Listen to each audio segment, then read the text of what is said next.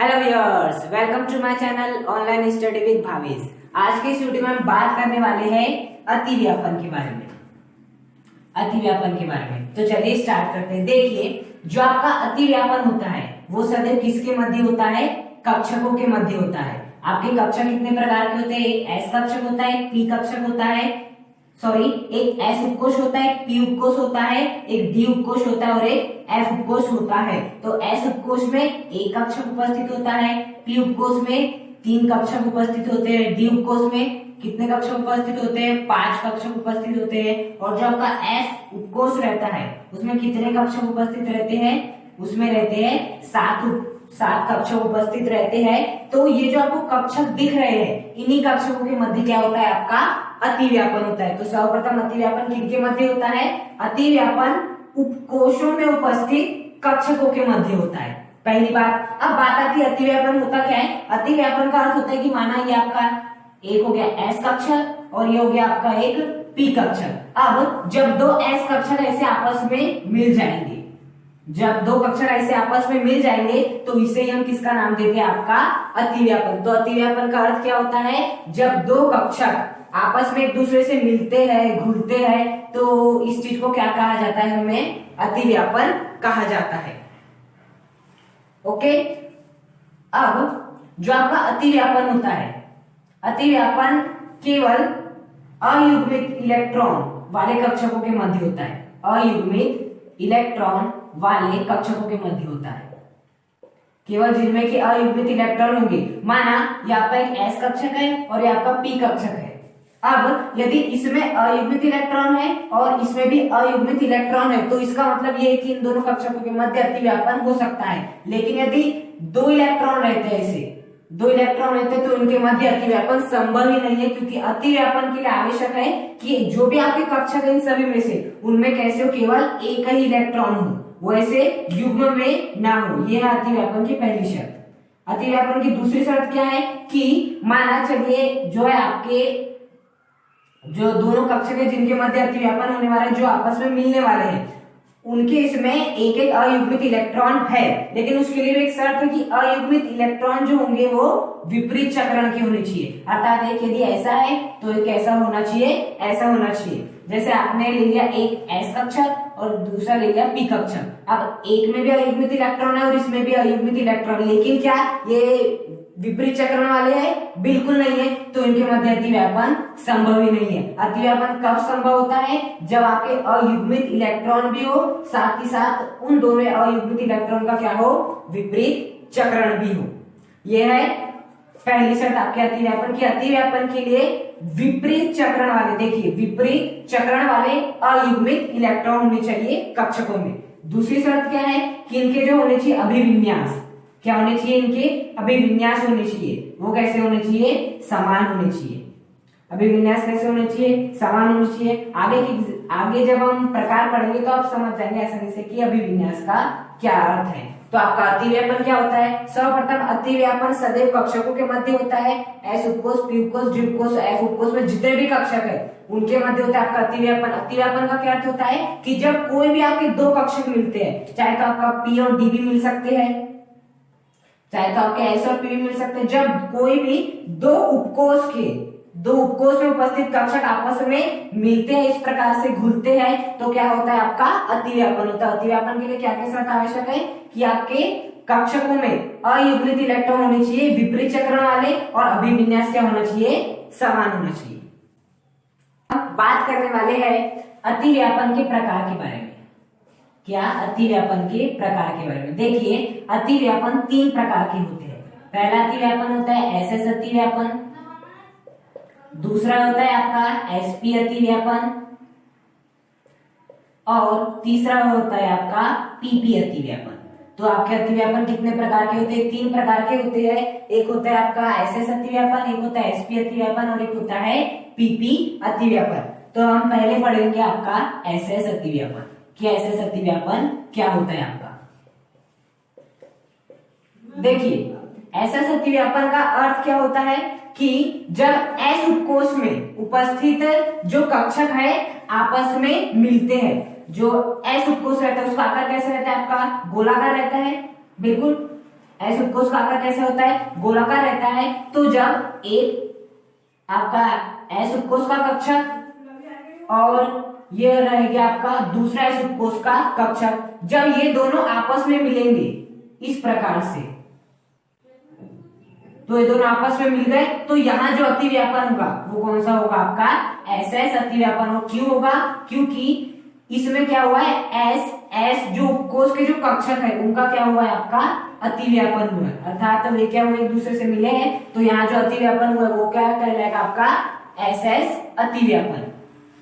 अब हम बात कर लेते हैं आपके एसपी अतिव्यापन के बारे में। किसके अतिव्यापन के बारे में, एसपी अतिव्यापन के बारे में। एसपी अतिव्यापन में क्या होगा, आपका एक आएगा एस उपकोष का कक्षक और एक आएगा आपका पी उपकोष का कक्षक। मतलब कि माना ये हो गया आपका एक एस उपकोष का कक्षक और ये हो गया आपका एक पी उपकोष का कक्षक। अब जब ये हो गया आपका एस उपकोष का कक्षक, ये हो गया आपके पी उपकोष का कक्षक। अब ये जब दोनों कक्षक आपस में मिलेंगे, आपस में क्या करेंगे, एक दूसरे से मिलेंगे, तो यहाँ जो अतिव्यापन हो रहा है, देखिए इस स्थान पे दोनों मिल रहे हैं, तो यहाँ जो अतिव्यापन होगा वो कौन सा अतिव्यापन होगा, आपका एसपी अतिव्यापन होगा। कौन सा अतिव्यापन होगा, आपका एसपी अतिव्यापन होगा। और यदि हम पीपी अतिव्यापन की बात करें तो उसमें क्या हो जाएगा, आपका एक पी उपकोष का कक्षक आएगा और दूसरा भी क्या आएगा, आपकी पी उपकोष का ही कक्षक आएगा। एक में पी उपकोष का कक्षक आएगा, दूसरे में भी क्या आएगा, पी उपकोष का कक्षक आएगा। और ये जब दोनों आपस में मिल जाएंगे, क्योंकि अतिव्यापन का अर्थ होता है मिलना, और यहाँ पी उपकोष का कक्षक और पी उपकोष का कक्षक मिल रहा है, यहाँ वो क्या होगा, मिल गए, तो यहाँ जो अतिव्यापन हो रहा है इसे हम कौन सा अतिव्यापन कहेंगे, पीपी अतिव्यापन कहेंगे। तो एस एस अतिव्यापन का क्या अर्थ हुआ कि जब दो एस कक्षक के, जब दो एस उपकोष के कक्षक आपस में मिलते हैं तो ये कौन सा अतिव्यापन कहलाता है, एस एस अतिव्यापन। जब एक एस उपकोष का कक्षक और एक पी उपकोष का कक्षक आपस में मिलता है तो ये एसपी अतिव्यापन कहलाता है। और जब एक पी उपकोष का कक्षक और दूसरा भी पी उपकोष का कक्षक आपस में मिलते हैं तो यहाँ जो अतिव्यापन होता है उसे क्या कहते हैं, पीपी अतिव्यापन कहा जाता है। अब हम एस एस अतिव्यापन, एसपी अतिव्यापन और पीपी अतिव्यापन में क्या देखेंगे, एग्जाम्पल देखेंगे। पहले हम बात कर लेते हैं एस एस अतिव्यापन के उदाहरण के बारे में। तो उसका जो उदाहरण है वो है आपका क्या, H2। क्या है आपका H2।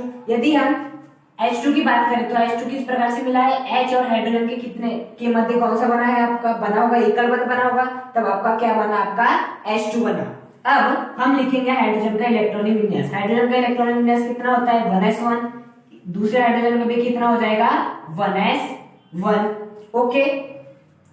अब यदि हम क्या बनाए,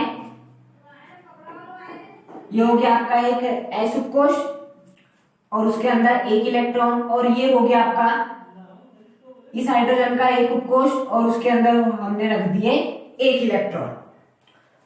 तो क्या इन दोनों के मध्य अभी संभव है आपका अतिव्यापन, नहीं। क्यों, क्योंकि इनके मध्य, इनके कक्षकों में एक एक इलेक्ट्रॉन तो, किंतु वे विपरीत दिशा में नहीं है। अब यदि इन्हें क्या बनाना है, आपस में बॉन्ड बनाना है, तो दूसरे इलेक्ट्रॉन को विपरीत दिशा में होना होगा। इस इलेक्ट्रॉन की विपरीत दिशा में दूसरे इलेक्ट्रॉन को होना होगा और ये दोनों आपस में मिल जाएंगे इस प्रकार से, और यहाँ जो अतिव्यापन होगा वो कौन सा अतिव्यापन हो जाएगा, आपका एस एस अतिव्यापन। कौन सा अतिव्यापन हो जाएगा, एस एस अतिव्यापन हो जाएगा, जिसे आप इस प्रकार से भी दर्शा सकते हैं। एस उपकोष के कक्षक का आकार इस प्रकार होता है और दूसरे भी एस उपकोष का कक्षक का आकार इस प्रकार होता है। इसमें भी आपका जो इसका अभिविन्यास होता है वो क्या होता है, इसका प्लस होता है, और इसका भी जो अभिविन्यास होता है वो क्या होता है, प्लस होता है। अब देखिए इनके अभिविन्यास भी कैसे है, बिल्कुल समान है, बिल्कुल। और इनमें यदि हम देखें इनके कक्षकों में भी जो इलेक्ट्रॉन है वो अयुग्मित भी है और विपरीत चक्रण वाले भी है। तो किस प्रकार की स्थिति बन रहेगी, इसके पास एक इलेक्ट्रॉन और इसके पास विपरीत दिशा में इलेक्ट्रॉन, जब ये दोनों आपस में मिलेंगे तो ऐसा अतिव्यापन इस प्रकार से होगा ये।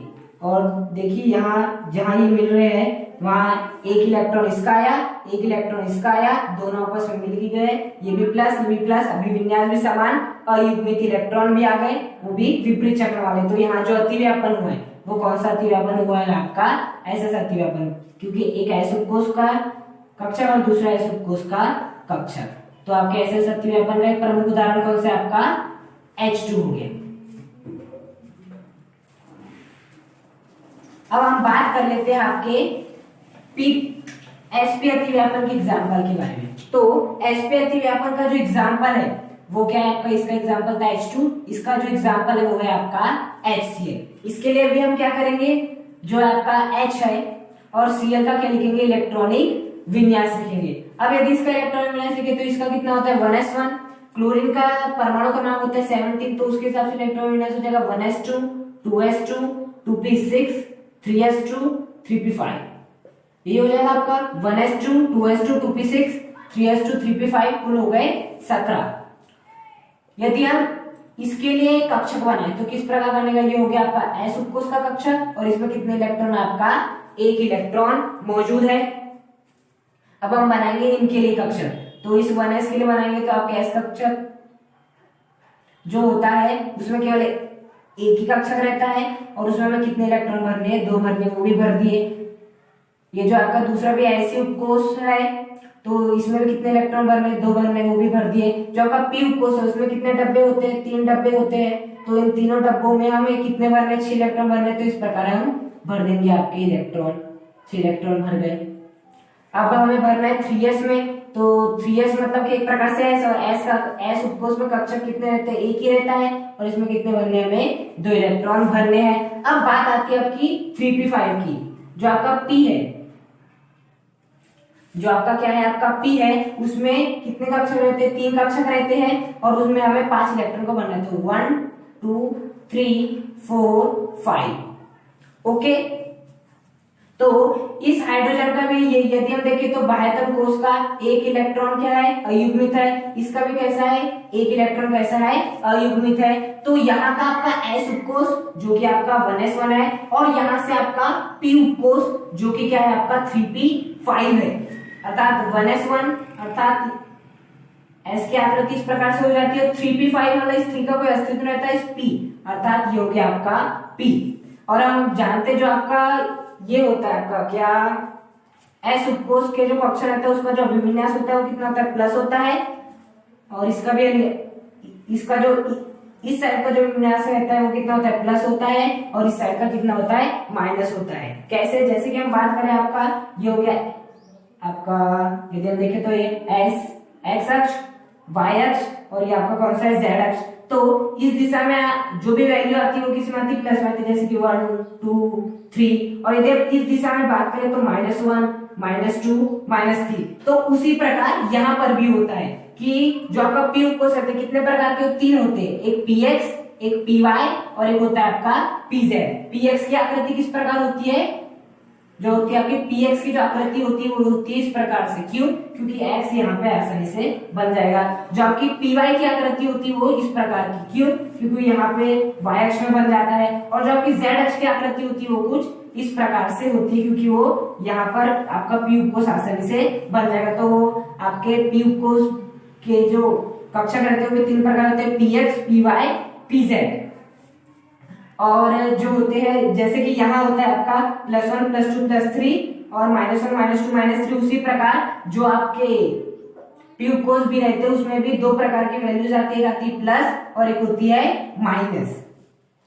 तो इन्हें क्या कहते हैं, हम अभिविन्यास कहते हैं। अब हमने लिए थे यहाँ का 1s कक्षक क्योंकि इसमें अयुग्मित इलेक्ट्रॉन है, और यहाँ से हमने केवल 3p का केवल यही वाला कक्षक लिए, क्यों, क्योंकि केवल इसमें ही अयुग्मित इलेक्ट्रॉन है। अब देखिए तो ये जो दोनों इलेक्ट्रॉन है वो कैसे है, अयुग्मित तो है लेकिन क्या विपरीत चक्रण में है, बिल्कुल नहीं है। तो विपरीत चक्रण में लाने के लिए हम क्या करेंगे, इसे हम जब ये दोनों आपस में बंध बनाने आएंगे तो क्या हो जाएगा, एक का चक्रण क्या हो जाएगा, विपरीत हो जाएगा।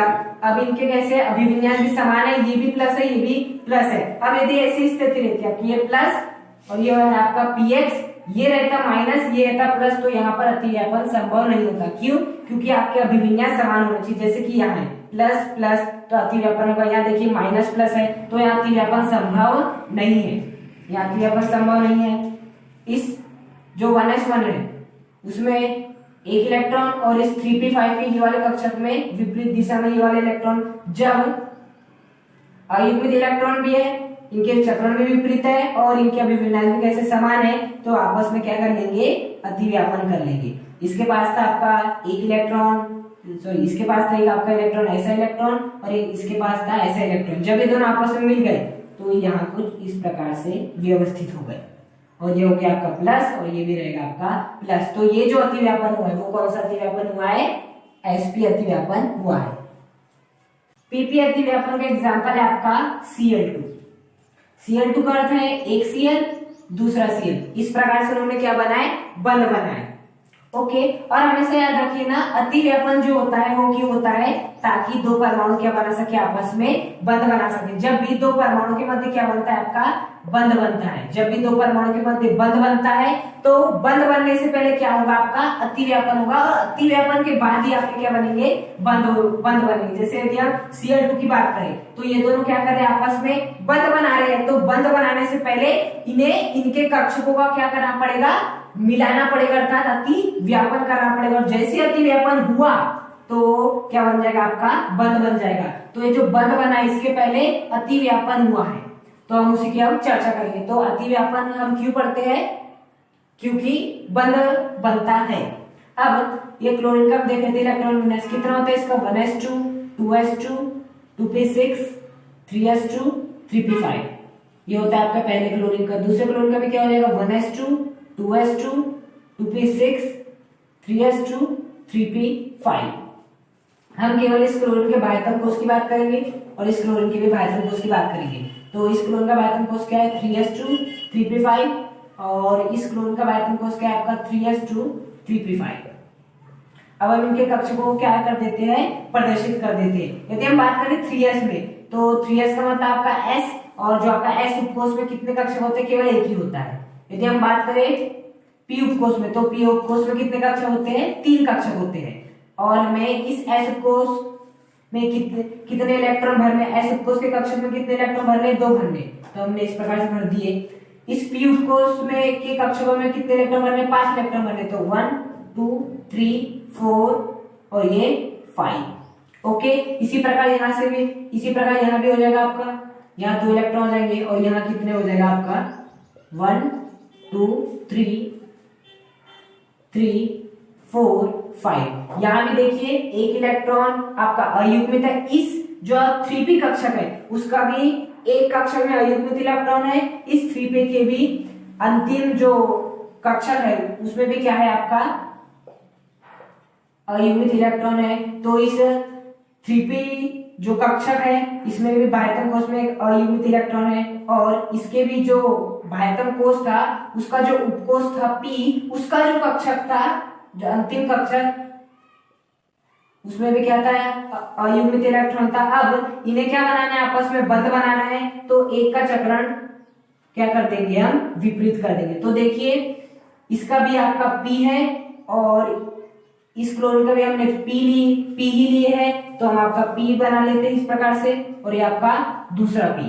अब यदि हमें इसका अतिव्यापन करना है तो क्या आवश्यक है? कि इनके अभिविन्यास क्या होने चाहिए? समान होने चाहिए। तो ये इस साइड प्लस, इस साइड माइनस, इस साइड प्लस, इस साइड माइनस हो जाएगा। तो ये हो गए प्लस प्लस, अभिविन्यास भी समान है। इनमें जो एक इलेक्ट्रॉन है वो ऐसा है, इसमें जो इसका जो एक इलेक्ट्रॉन ऐसा है, इसका एक इलेक्ट्रॉन ऐसा है। जब ये दोनों आपस में मिलेंगे तो इस प्रकार की आपकी स्थिति बन जाएगी। ये इसका ये इलेक्ट्रॉन और इसका ये इलेक्ट्रॉन, तो यहाँ जो बनेगा आपका वो क्या बनेगा? pp अतिव्यापन होगा। यहाँ जो अतिव्यापन होगा pp अतिव्यापन होगा। हमेशा याद रखिए, जब आपके शुरुआत में जो आपका हाइड्रोजन था उसमें क्या स्थिति? एक का भी 1s, एक का भी 1s, s कक्षक s कक्षक, तो ऐसे अतिव्यापन। यदि हम बात करें HCl की, HCl में आया था आपका 1s और आया था आपका क्या? आया था आपका 3p। तो देखिए sp, इसलिए यहाँ कौन सा हुआ? sp अतिव्यापन। यदि हम pp की बात करें तो यहाँ भी आया आपका 3p कक्षक, यहाँ भी 3p कक्षक, इसलिए आपका pp अतिव्यापन।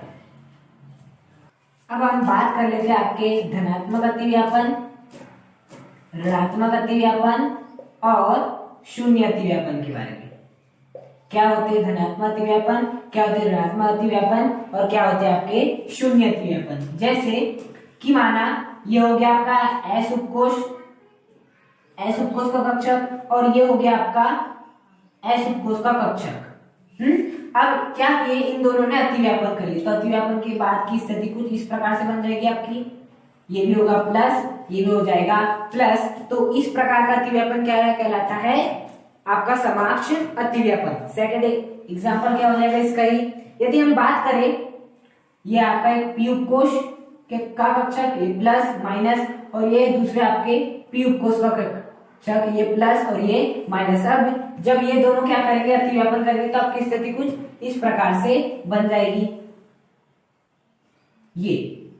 ये भी था प्लस, ये भी था प्लस, तो यहाँ पर भी जो अतिव्यापन माना जाएगा वो कैसा माना जाएगा, आपका धनात्मक अतिव्यापन माना जाएगा। तो धनात्मक अतिव्यापन का है कब कहेंगे, जब जो आपके दो उपकोष आ रहे हैं, जैसे कि यहाँ भी हम बात करें, जब दो उपकोष आ रहे हैं उनका यदि अभिविन्यास सेम हो, यहाँ प्लस आ रहा था तो यहाँ भी प्लस था, यहाँ प्लस आ रहा है तो यहाँ भी प्लस है, तो इस प्रकार का अतिव्यापन क्या कहलाता है, धनात्मक अतिव्यापन कहलाता है। ओके, ऋणात्मक अतिव्यापन क्या कहलाता, कैसा होता है आपका, ऋणात्मक अतिव्यापन होता है आपका कुछ ऐसा कि माना दो पी उपकोष है, एक है इसका प्लस, ये माइनस, ये प्लस। अब जब ये दोनों आपस में से मिलेंगे तो देखिए प्लस का है और ये माइनस का है, तो देखिए यहाँ जो है आपका अभिविन्यास कैसा है, अलग अलग है। तो यदि आपका अभिविन्यास अलग अलग हो, प्लस माइनस या माइनस प्लस हो, इस प्रकार का मतलब अलग अलग अभिविन्यास हो, तो जो अतिव्यापन होता है वो कौन सा होता है, ऋणात्मक अतिव्यापन। और यदि हम बात करें शून्य अतिव्यापन के बारे में, किसके बारे में, शून्य अतिव्यापन के बारे में, तो कुछ ऐसा होता है, जैसे कि हम बात कर ले, ये आपका पी उपकोष और ये आपका एक एस उपकोष, ये आपका एस उपकोष का कक्षक और ये आपका पी उपकोष का कक्षक। यहाँ होता है प्लस, यहाँ होता है, यहाँ मान लिया प्लस है और यहाँ मान लिया आपका क्या है, माइनस है। अब यदि ये दोनों क्या करेंगे, अतिव्यापन करेंगे, तो स्थिति कुछ इस प्रकार से बन जाएगी आपकी। ये देखिए इस प्रकार की स्थिति, ये वाला जो प्लस होगा, ये वाला प्लस इस प्लस के साथ भी क्या करेगा, क्रिया करेगा। देखिए यहाँ थोड़ी जगह बची है, और ये वाला प्लस इस माइनस के साथ भी क्या करेगा, क्रिया करेगा। तो यहाँ अतिव्यापन नहीं हो पाएगा, संतुलित ही नहीं हो पाएगा। या तो प्लस है तो प्लस के साथ करे, प्लस है तो माइनस के साथ करे। किंतु यहाँ जो है प्लस प्लस के साथ भी कर रहा है और प्लस आपका माइनस के साथ भी कर रहा है। था इस प्रकार का जो अतिव्यापन होता है उसे क्या कहते हैं, शून्य अतिव्यापन कहते हैं। तो धनात्मक अतिव्यापन क्या होता है, जब दो उपकोष के कक्षकों का अभिविन्यास समान हो तो आपका धनात्मक अतिव्यापन होता है। जब दो उपकोष के कक्षकों का अभिविन्यास विपरीत हो, ये प्लस तो ये माइनस, ये प्लस तो ये माइनस, इस प्रकार का तो ऋणात्मक अतिव्यापन। और शून्य अतिव्यापन का अर्थ होता है कुछ इस प्रकार से। अब हम बात कर लेते हैं समाक्ष अतिव्यापन और दूसरा पार्श्ववर्तीय अतिव्यापन। पार्श्ववर्तीय अतिव्यापन, देखिए यदि मैं बात करूं आपके एसएस अतिव्यापन की, तो एसएस अतिव्यापन में क्या होता है आपका, एक होगा आपका एस उपकोष और दूसरा होगा आपका एस उपकोष। ये दोनों क्या करेंगे, आपस में अतिव्यापन करेंगे। तो इस प्रकार की क्या बन जाएगी, आपकी स्थिति बन जाएगी, ये प्लस और यहाँ क्या होते हैं, आपके इलेक्ट्रॉन होते हैं। तो यहाँ कौन सा अतिव्यापन हो गया, आपका हो गया एसएस अतिव्यापन। अब जरा देखिए इनके जो प्लस प्लस है वो कैसे आपके एक ही अक्ष में है। ये हो गया एक अक्ष, तो देखिए यहाँ जो है आपके एक ही अक्ष में क्या है, आपके प्लस प्लस है। तो इस प्रकार का जो अतिव्यापन होगा उसे क्या बोलेंगे हम, समाक्ष अतिव्यापन। तो समाक्ष अतिव्यापन क्या होता है, ऐसा अतिव्यापन जिनमें जो परमाणुओं के जो नाभिक होते हैं, ये एक प्रकार से नाभिक बोल सकते हैं। ये होता है हाइड्रोजन का जो नाभिक रहता है बीचों बीच में रहता है, इसका भी क्या होता है, बीचों बीच में रहता है। यदि नाभिक क्या होते हैं, एक ही अक्ष पर होते हैं, तो इस प्रकार का जो अतिव्यापन होता है उन्हें क्या, कौन सा अतिव्यापन कहते हैं, समाक्ष अतिव्यापन कहते हैं। और समाक्ष अतिव्यापन के द्वारा यहाँ जो बंध बनेगा उन्हें हम कौन सा बंध कहते हैं, सिग्मा बंध कहते हैं। कैसा कहते हैं, सिग्मा बंध कहते हैं। और सदैव याद रखिएगा एसएस अतिव्यापन में किस बंध का निर्माण होता है, सिग्मा बंध का निर्माण होता है। दूसरा एग्जांपल, यदि आपने पी उपकोष ले लिए प्लस माइनस और दूसरा भी क्या ले लिए, पी उपकोष ले लिए प्लस माइनस। अब यदि ये दोनों अतिव्यापन करेंगे तो इस प्रकार स्थिति बनेगी, यहाँ हो जाएंगे आपके दो इलेक्ट्रॉन, ये प्लस माइनस माइनस। यहाँ भी यदि देखें तो ये जो इनके प्लस जो है वो एक ही अक्ष पे है। यदि हम देखें तो इनके जो नाभिक है वो कैसे एक ही अक्ष पे है। तो यहाँ भी जो अतिव्यापन हुआ है उसे क्या बोलेंगे हम, समाक्ष अतिव्यापन। क्यों, क्योंकि यह एक ही अक्ष पे हुआ है। समाक्ष का मतलब क्या होता है, सम धन अक्ष, यानी कि एक ही अक्ष पर जो अतिव्यापन होता है समाक्ष अतिव्यापन होता है। और यहाँ पर भी जो बंध बनेगा, कौन सा बंध बनेगा, सिग्मा बंध बनेगा। क्या बनेगा, सिग्मा बंध बनेगा। तो आपका एसएस अतिव्यापन में सिग्मा बंध बनता है और पीपी अतिव्यापन में भी क्या बनता है, सिग्मा बंध बनता है। अब यदि हम बात करें, हमने ले लिया आपका एक पी उपकोष और एक ले लिया आपका एस उपकोष, ये प्लस माइनस और ये प्लस। अब जब ये दोनों आपस में क्या कर लेंगे, अतिव्यापन करेंगे, तो स्थिति इस प्रकार से बन जाएगी, ये आपका और ये हो जाएगा, तो ये प्लस, यहाँ इसका ये प्लस, ये माइनस, यहाँ किसके दो इलेक्ट्रॉन। अब यदि यहाँ भी गौर से देखिए तो यहाँ पे भी जो आपके प्लस प्लस है दोनों कैसे एक ही अक्ष में है, कैसे आपके एक ही अक्ष में है, तो ये भी कौन सा होगा, समाक्ष अतिव्यापन। क्यों, क्योंकि ये जो ये वाला जो अतिव्यापन हो रहा है एक ही अक्ष में हो रहा है, इसलिए इसे क्या बोलेंगे, समाक्ष अतिव्यापन। और यहाँ भी जो बंध बनेगा आपका, वो कौन सा बंध बनेगा, सिग्मा बंध बनेगा। तो आपका जो समाक्ष अतिव्यापन होता है वो एसएस अतिव्यापन में भी होता है, आपके एसपी अतिव्यापन में भी होता है, जैसे कि यहाँ हुआ एसपी अतिव्यापन, और पीपी अतिव्यापन में भी क्या होता है आपका समाक्ष अतिव्यापन, अर्थात एसएस अतिव्यापन,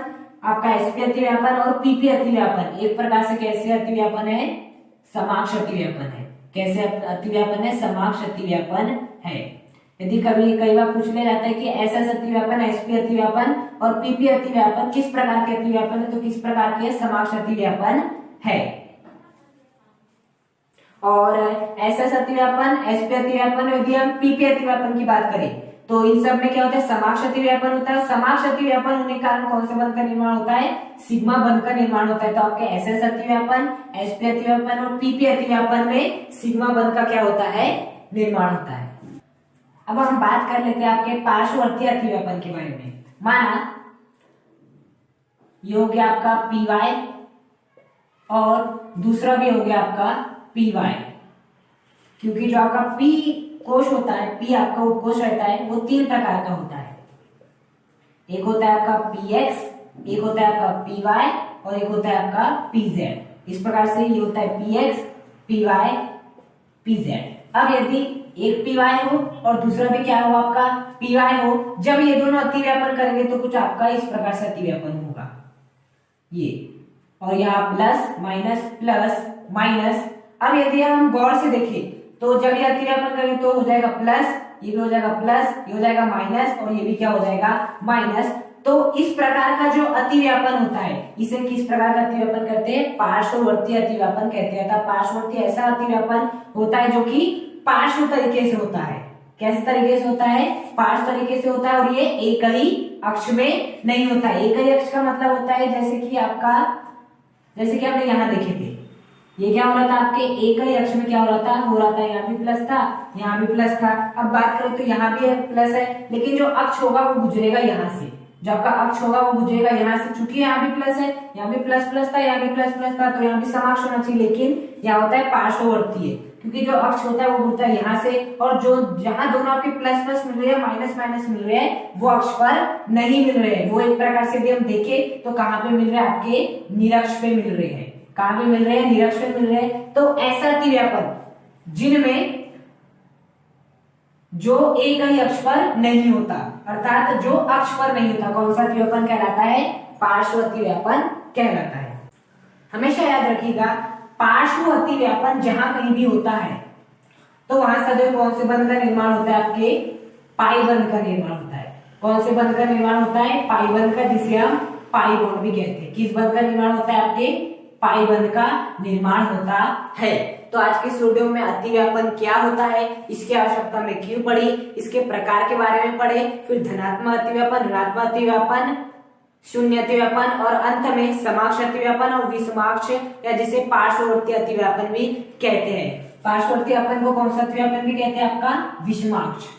कौन सा अतिव्यापन भी कहते हैं, विषमाक्ष अतिव्यापन भी कहते हैं। तो इसके बारे में क्या किया हमने, अध्ययन किया। यदि आपको वीडियो पसंद आए तो इस वीडियो को लाइक करें, चैनल को सब्सक्राइब करें और कमेंट करके हमें जरूर बताएं कि आपको वीडियो कैसा लगा, जिससे कि हमें मोटिवेशन मिल सके और इसी तरह की वीडियो हम लगातार बनाते रहें।